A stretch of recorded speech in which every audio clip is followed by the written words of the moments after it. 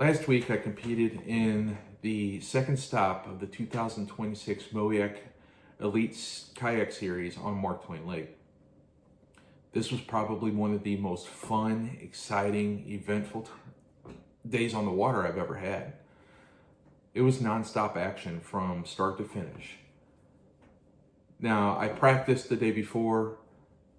My initial strategy coming into the tournament did not pan out. It was almost a very, very bad tournament. And I kind of want to walk you guys through the process of my planning, of my on-the-water breakdowns, and how I approached the day from start to finish, from practice to the end of the tournament, how I attacked this event. Now, unfortunately, I forgot my GoPro locking pin or mounting screw for my GoPro at home. So I was not able to get any film for this tournament. However, I got my computer out, I got the maps out. I kind of want to walk you guys through the whole planning process and how I broke down the water from home before I even touched the water. And kind of show you my thought process. And I'm curious, I want some feedback from you guys. I want to see what you guys think. If you guys found what I thought I had a gold mine in, if you guys would have thought the same thing.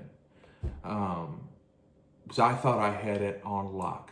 It did not pan out. I had to adjust. And I ended up getting 5th place in this tournament out of 68. It was a very, very good day, and my confidence has went through the roof. So I'm excited to see what we got through the rest of the year. But in the meantime, let's go ahead and break this down. I'd like to welcome you to the Pond Hopper Project. My name is Andrew Fowler. Let's look at it.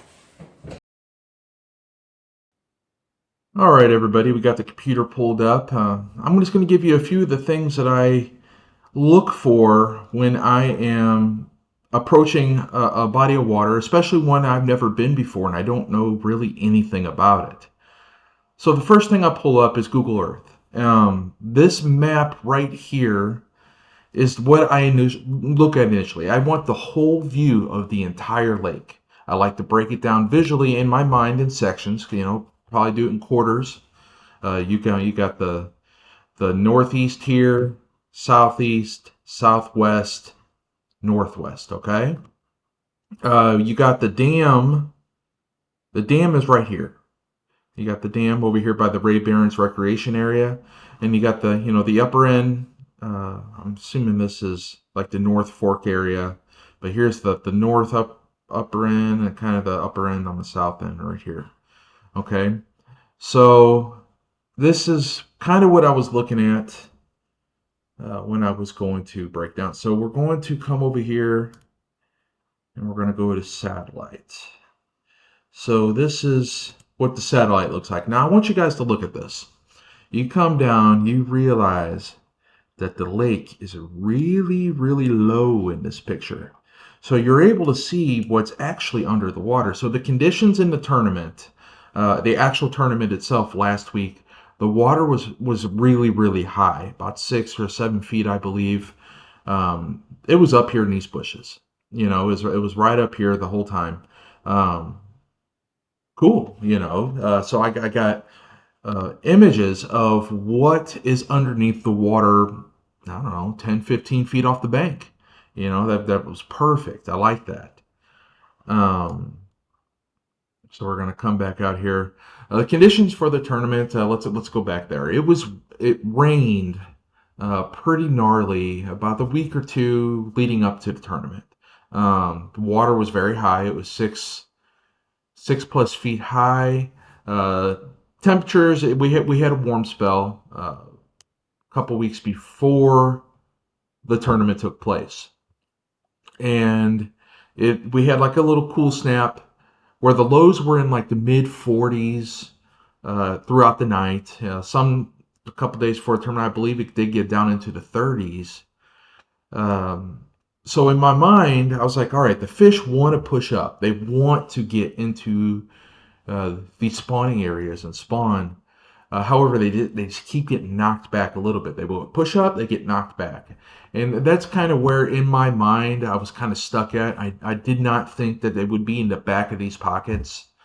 Um, I thought they would either still be coming up from some latecomers coming up out of the deep water. So secondary points, I had that locked in my mind. I thought there might be a few in the mid pocket area. So I was focused on from mid pocket back to these secondary points here. All right. So I knew the water was dirty. I knew the whole lake was dirty. Some parts, at least the whole lake was stained in some fashion, but the majority of it, I would say 7/8 of the entire lake was mud. It was as dark as it could be. It was stained to the max. All right, but there was one little portion of the lake that was just stained. It wasn't muddy. It wasn't chocolate milk, and that was this portion right here. So this whole area right here, that part uh, was just stained. It was off color, was not chocolate milk. But what appeared to be and I believe down here somewhere, it was just stained. Okay. The rest of it was chocolate milk, at least by the maps that I was looking at talking about water clarity. The rest of it was chocolate milk. And this came after a recent uh, storm. We had a few storms come through, dropped a lot of rain. So in my mind, my thought process, all right, I did not want to fish newly stained or newly dirty water. I wanted something, I was looking for stability. Um, so in my mind, I needed to find what water was dirtiest the longest. Now I've been tracking everything, the weather, water levels, water clarity, everything since our stop number one event at Lake of the Ozarks ended. The next day, I was already planning for this tournament, and I was looking at it every single day. So I noticed that the water did clear up for a while, but the dirtiest it's been for the longest was right up here. Right up here, and I believe right down here. But right up here is where I was focused, right here by this Stoutsville area. Now, this is the juice that I thought I had, okay? And I want you guys I want to get your opinion. So leave a comment down below letting me know what you think about this area. And if you found this, if you would actually be as excited as I was. I thought this was the golden ticket. I turned out to be wrong, and my plan changed, okay? So my day of practice on Friday, I came here early in the morning. I got here about 6:30. I put in at this ramp right here, came out, fished, came all there. I was focused on this little area right here, okay? And keep in mind, all this is low, so all this would be underwater, and this is just be a big island. All right. So I'm just curious of what you guys think. So I put in here, the water, I would say it was about up to here when I got in there. All this was underwater. Okay. All right. So it surprised me when I got out there that the water clarity, it was zero. I mean, it probably had a quarter of an inch of visibility of water clarity. I did not really see my bait until it was up on the water, like out of the water. I would reel something and I didn't even see my bait coming. I couldn't see nothing. Well, anyway, I came out here, kind of focused on this area here. You got the standing timber here. There was a lot of it. You got the riprap, chunk rock, riprap. I was focused on these ditches right here. I was excited about those. But most of all, you got this little strip right here. All right. I was looking at this. like a funnel. I figured they would be funneling in and using this protected area between, because it was all the way back here, shallow. I thought I was looking for this. You got some rock in here. I was thinking spawning. This would be a fantastic spawning area. It's protected from the wind because this stuff is actually a lot higher than you think. It's like a little island. All right. All right, so you got that. So I was looking for this as kind of a funneling area. The fish will be coming from the deeper water out here, because there's actually a really big deep hole right here in this area. If you come over here to the Garmin maps, let's focus in here. Yeah, you got this deep hole right here. So there, kind of the wintering hole. You got the channel swing comes through here. Comes right through here. So I just imagined it would come up here, come to spawn, and you got all this area.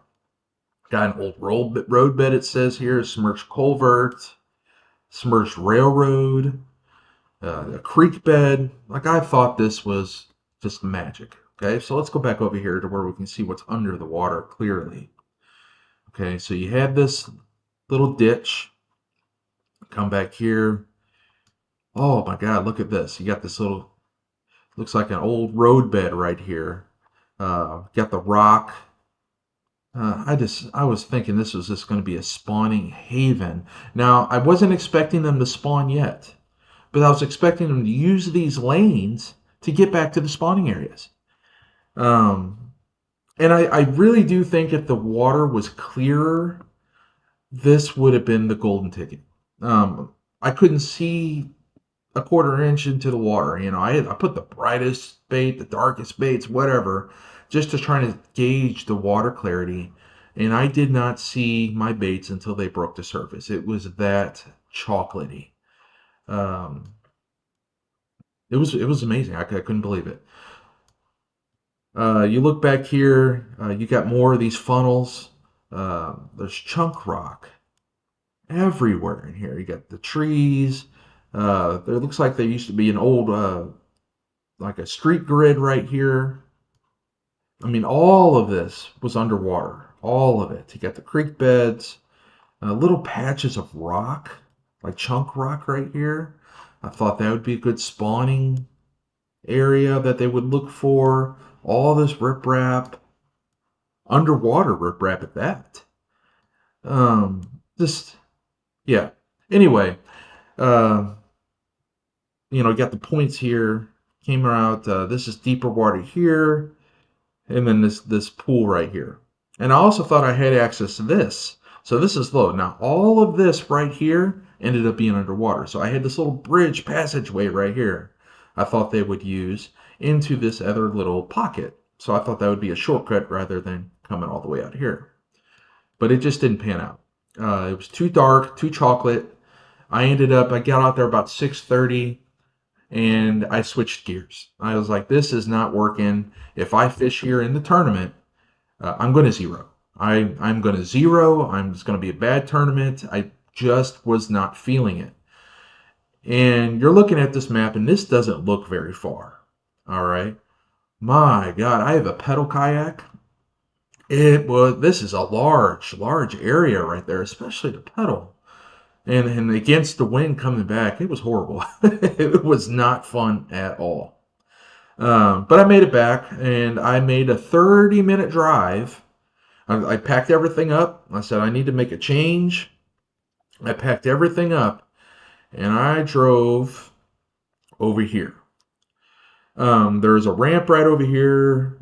Or is it right here? And I had a choice.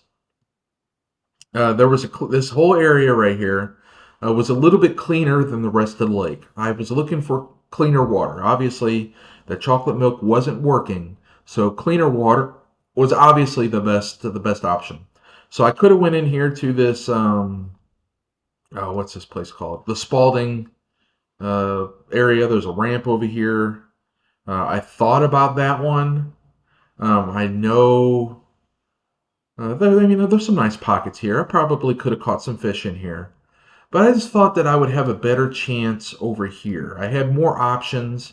If I wanted to leave this area here, I can go down towards the dam, hit these little pockets here, or pedal this whole stretch right here before I start hitting some other stuff.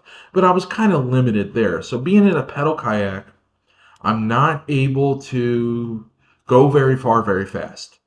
I was looking for accessibility to multiple areas. And I thought this ramp right here, it was fairly close to this pocket here. I would have access to all of this, access to this, this whole area. So I thought this would probably be the best for me being in a pedal kayak. Um, so we launched here, practice. I got up there about, I don't know, 11 o'clock. There was only one other kayak angler or two others there. They rode together at this ramp. So like, oh hell, maybe either not very many people are coming up to practice, or we're just only ones that found it. So anyway, I put out here. I decided I wanted to go in here. All right, I thought liked all this area. I thought these little pockets in here would be good spawning areas. You see how they come up? They're kind of protected. And keep in mind the water's down, so the water would come up all the way in here.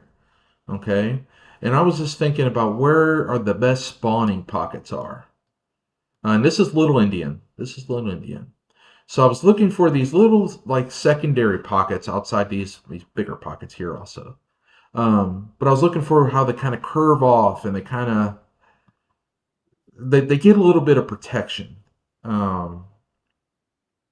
from the wind. I don't want the direct wind coming off this bigger body of water and just kind of destroying. So I was looking for these pockets with these little bit of protection from a lot of the wind and the elements as key spawning areas. That's what I was kind of looking for.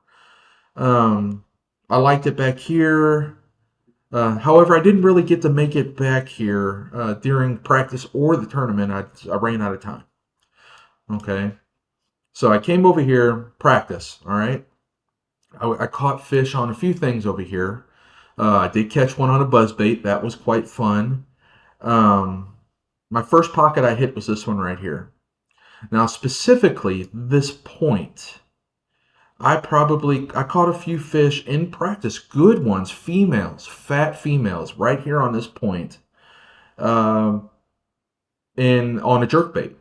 Now, right here, it drops into about 30 feet of water. Let's see if I can find that on the Navionics. Where is it at? It's up here. Okay. So 30, okay, you see how it comes to a point right here. So they have access. That's why I think this pocket was so good, a good spawning pocket, right? They have access to deep water. They got the bluff bank here. See how tight the contour lines are? And then it kind of fans out, levels out, and comes into pretty shallow water. So it goes from 5 or 6 feet, 4 or 5 or 6 feet right here on this point and drops straight down into 20 or 30 feet. So I was pretty excited about that. So I threw a jerk bait right over here. I would position my kayak right here and I would cast here and I'd jerk it back. And every time I caught a fish. It was wild. It was wild. Okay. Now keep in mind the water level is probably up here. It's in these reeds. Okay. So I caught a few there. I'm like, all right, I do not want to overfish this area, especially being in practice. I want to save some for tomorrow, right? So I turn around and I start making my way over here. I want to make it to the back of this pocket, not thinking that there's anything back there, but just kind of check it out. I come over here. I didn't catch anything along this bank, didn't catch anything here. And over here, I caught one on a spinnerbait. Okay, spinnerbait might be good. So I had that. I tied that on tonight. That following night, I kept that tied on. Came through. I think that was my last one in the pocket. So, I had this big bluff wall here. Didn't get nothing there. I noted that. All right. So I come into this bigger pocket here. And I come into these. Now, these little indentions are a lot bigger in real life because the water is a lot higher. These are a little bit bigger pockets. It's still small, but bigger. All right. I end up catching a fish on a wacky rig here in practice. Okay, cool. Cool. Come down here. I was trying to move fast. I did not want to stay too long in these areas. I was just trying to gauge an idea of what was going on, what they were hitting, where they were located, seeing if I can kind of come up with a pattern without trying to actually pick apart an area. I was going to save the picking the part for the tournament day. Now, keep all this is underwater on tournament day and practice and tournament day, okay? So I made it back here, and there was a bush back here. I ended up catching one on a wacky rig as well. So now, wacky rig is locked in my head. Um, and then I ended up catching one on a buzz bait up here, and that was it. So right now, as it sits, I've caught the most fish I've caught were on a jerk bait and a wacky rig. Cool. I had a Carolina rig rigged up, a jig, of course. Um, what else did I have rigged up? Anyway, well, those were the only two other ones I was really focused on anyway. Anyway, so I made it here. There's a bluff wall here, a little stretch, like a bottleneck. I wanted to key in on these points here to kind of see if the fish were moving in and out of there. However, I did not get anything in that area. So these straight stretches, I wasn't catching anything on. So I kind of ruled them out for the tournament day. I didn't even focus on them at all. I did not crank any bluff banks. Speaking of cranking, I broke my crankbait rod, so that was out of question. I broke that in practice day.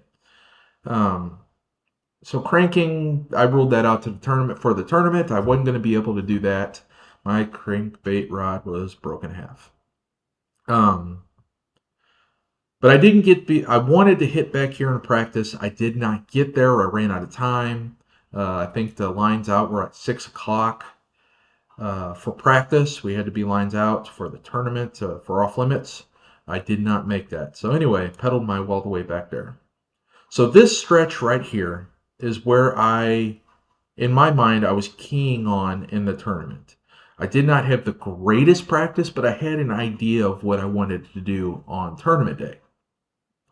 So fast forward to tournament day. Next day, we get there early. I'm kind of late to get into the ramp.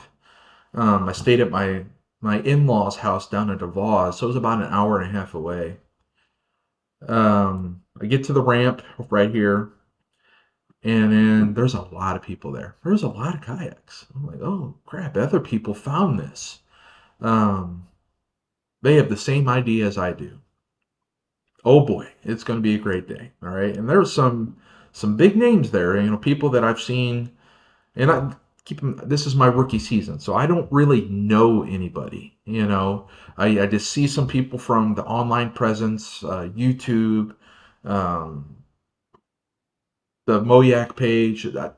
I recognize people from there, so I'm like, oh, people are saying this guy's a hammer, and he's here. So A, it must be in the right area, but B, that means he found what I found as well. So we take off. Think lines in. We're at 6:30, so we take off at 6, and I am the only one without a motor. I'm pedaling, man. They all smoke me. I'm trying to make it to this. I want to start right here. This is where I want to start. And they all beat me to it. Probably 10 of us go this way. I am the last one there. I'm pedaling. I'm chugging. Now, this distance is a lot longer than what one would imagine. It's a good ways. I'm out of wind by the time I make it up here. But anyway, they round this corner. They make it here. I have to wait my turn. I am going to make my plan is I'm going to start here, make it all the way here, and come back. All right. And that's going to be my whole day. I'm going to spend my whole day in this area. But anyway, I had to wait my turn. So I come into this little pocket here, which is fine. It's off the main lake. I just kind of wanted to check it out, see if it was productive. I didn't catch nothing there. Okay. Felt like I kind of got to the ramp late. I wanted to rig up some new stuff that I had ideas on from practice day. I had a lot of black and blue stuff on from previous day that I wanted to switch over to green pumpkin because the water was just a little bit clearer. Um, so I spent this time in this pocket after I cast around a little bit, re-rigging stuff from black and blue to more of a green pumpkin, more natural color stuff like that to kind of coincide with the clearer water.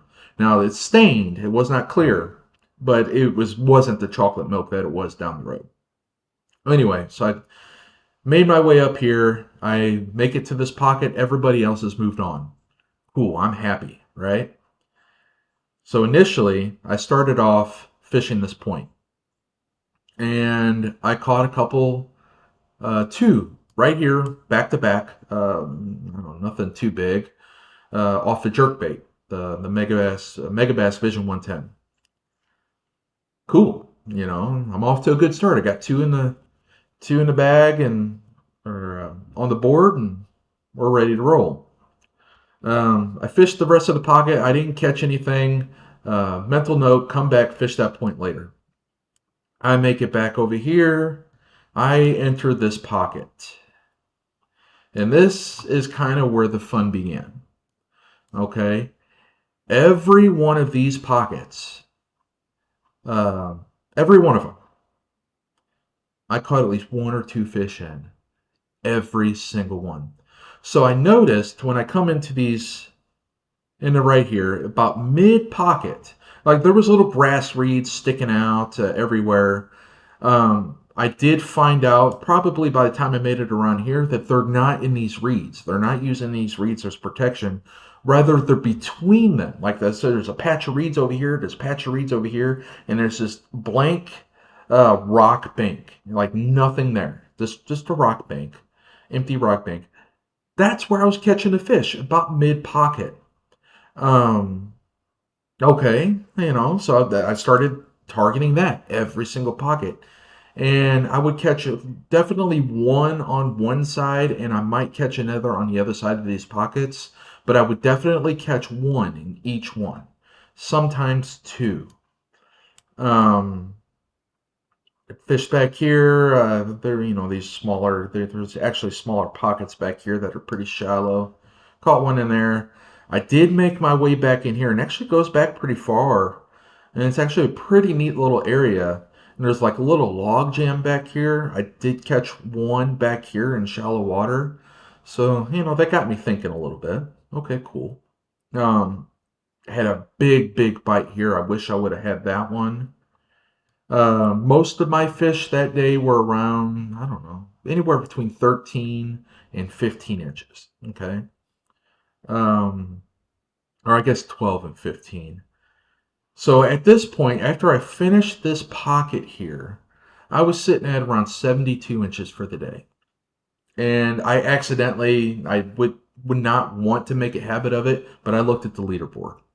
And I was sitting in on my way up here, actually, after my third fish, I looked at the leaderboard, and it's just like 10:30. I'm three fish in, and I noticed I'm in eighth place with three fish. Okay, either nobody has service or I'm doing really, really good. Not without feeling like I'm doing good. Well, anyway, it took off after that. I ended up, noticed first place was sitting at like 76 inches. And well, heck, I got a chance here. 76 isn't that much, that high. So that was my goal for the day. And it stuck like that for a while, several hours. That first place stayed at 76. And I ended up getting up to 72 inches. I fished out here. I came over here, didn't get nothing. I'm going to work my way back. So I worked my way back into this pocket after I fished up here. Didn't really like anything. I came back in here and I was going to fish all these again. And my goal now was to hit that 76 mark. But I'm at 72. I'm not catching anything to call up at this point. I'm catching a lot of things either the same size or smaller. So I'm not culling. I'm staying at 72 inches. Which is fine. I think I was sitting, I don't even know what place at that point. Anyway, in my mind, I needed at least 4 more inches. I had like a 12 in my on the board that I needed to get rid of. So I'm kind of in my mind, I'm looking for that kicker fish. I make my way back here. I meet one of the other anglers there. He turned out to be a cool dude. If you watch this, remind me your name, but yeah, you're cool. Anyway, I go back in fisher. I explain to him. He's telling me he's had a rough day. I'm telling him I'm looking for a kicker fish. Um, I'm looking for him. I ended up catching one back here. I saw when I was coming over here, I saw like 3 or 4 dudes in this pocket, and I wanted to go here. I wanted to make my way into this pocket. I know I can catch fish in there. And well, anyway, like I fish around in there for a little bit, and he was like, you know what? I'm going to push my way in here. I want it. We're running out of time. We have maybe 30 minutes left. I was like, I'm going to finish out my last 30, 35 minutes in this pocket. So I come over here. There's a guy coming down this bank over here. This guy's, I guess, making his way over. I'm fishing this point, um, trying to catch another one. I catch a couple more in a jerkbait, still nothing of size. Okay, so I come down here, and there's Trey. Trey is over here, Trey Dawson, and he's back here in this pocket, and he's catching him. And I'm right about right here, and I hear the biggest splash in the world. You would think this fish was a gosh dang monster the way it sounded from around the corner. And I hear him cussing, yelling at the thing like, "Come on, stop! Stay still!" And just cussing at it. It was funny. It was funny. All right, so I hear him, and I'm like, man, that dude got a monster. Come to find out, that was the smallest fish of the tournament, but that thing sounded big. So that was my little funny moment there, right? Anyway, he goes over here. I let him have that area. I'm not really interested in the back of these pockets. I'm interested in this mid pocket back. And I was going to make my way back to this point eventually, but me and him, Trey, got to talking. I'm about right here. That guy from the other pocket's made it here. He's coming down this bank line. And I come to terms with the day. All right, I had a good finish. I think I was sitting in 13th place, but I didn't know that at the time with 72 inches. Just talking. I'm just going to finish casting. I'm going to cast till line's out. And here's where the last minute drama happened. Like the buzzer beater, the excitement, the adrenaline. Like this was the culmination of my day, and it could not have panned out any better. Okay. I ended up, it was 2:29. Lines out were at 2:30. It was 2:29 in like 10 seconds. Okay. I'm just a couple more casts, maybe another cast or two, and I'm done. Anyway, I didn't even think I would have time to get a fish in the boredom, right? 10 seconds or 50 seconds to go, I hook into one, and I hook into a good one. Holy cow. It's splashing, it's throwing. I'm trying to get him in. I caught him on a wacky rig. I'm sitting there trying to finesse. I don't have time to finesse him. I kind of have to muscle this fish in and get him on the board. Where they're yelling at me like, come on, get him in. You have time. You have time. I was nervous. I was panicking. I was shaking. They're like, just put him on the board. Put him on the board. You have 30 seconds. 30 seconds. Get him over. Just take a picture. Because you have to lay them out, get their mouths shut, make sure you get every little centimeter out of them or a quarter of an inch out of them. I didn't have time to do that. I had to get them off the hook, on the board, take the picture. Okay, so I get him on the board. I had trouble getting the hook out of his mouth. Oh, this could not be going. I'm panicking. Down to 30 seconds left, all right? I get him on the board. His mouth won't shut. So I'm sitting there trying to get his mouth shut, hold him down, keep him from flopping, And I have to I don't have my camera out, my phone. So I'm sitting here trying to open it in one hand, trying to get it done. My hands are slimy. The lens is blurry. So I try to wipe it off, get it there. It's still a little blurry, whatever. I'm down to 10 seconds left. They're yelling at me, 10 seconds, let's go. And I was like, screw it. Snap, snap, snap. Get a couple pictures. And praying that they're good. But I got them in like 6 seconds. I took the picture with 6 seconds remaining. Oh, all right. So it's already 2:30. I have the fish in my lap. What am I going to do? I look at the pictures. Shit. These pictures are kind of blurry. So I go through and I find the best one that I could find. You can still see the numbers, you can still see the hash marks. It's a little bit blurry, but it's readable. It's the best picture, and it worked. I panicked. I was like, man, I really hope that, this is my rookie season. Will they accept this? I submitted it. They accepted it. Oh my God, it's a huge adrenaline dump. I did take other pictures of it um, after the tournament, after lines out, just to kind of like verify, like, hey, maybe it would work. Like, this is the picture of that fish. It's a clearer picture, trying to, see if I can, just to have a case if I needed it.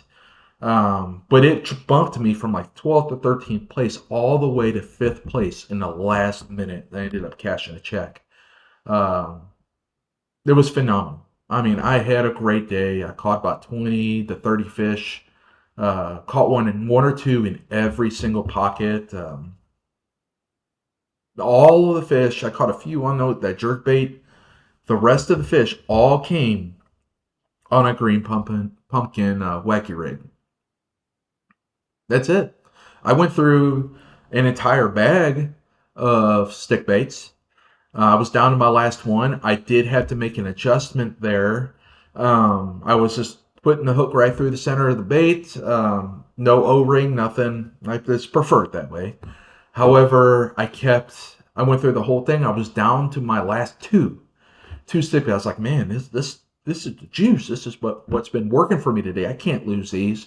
So I had to throw an O-ring on them with the wacky tool, and to kind of try to preserve my last two stick baits. I ended up losing one. I only had one left, but that's what I ended up doing. And I ended up having a fantastic day. Um, yeah, I mean, I couldn't ask for a better tournament. So hopefully, I went up in the standings. I don't think I'll ever get the Angler of the Year, but I am in a hunt. I'm looking for that Rookie of the Year. That's what I'm shooting for. It's my goal for the year, and we'll see how that pans out. But I do want to thank you guys for joining me today. Be sure to like and subscribe. This is a new channel. I'm trying to grow it. If you like kind of this tournament breakdown, how I fished it, even though I didn't have any footage, which I promise I will in the future. If you liked what you saw, just hit like, hit subscribe, and help me grow this channel, and you guys can grow with me. Have a good day.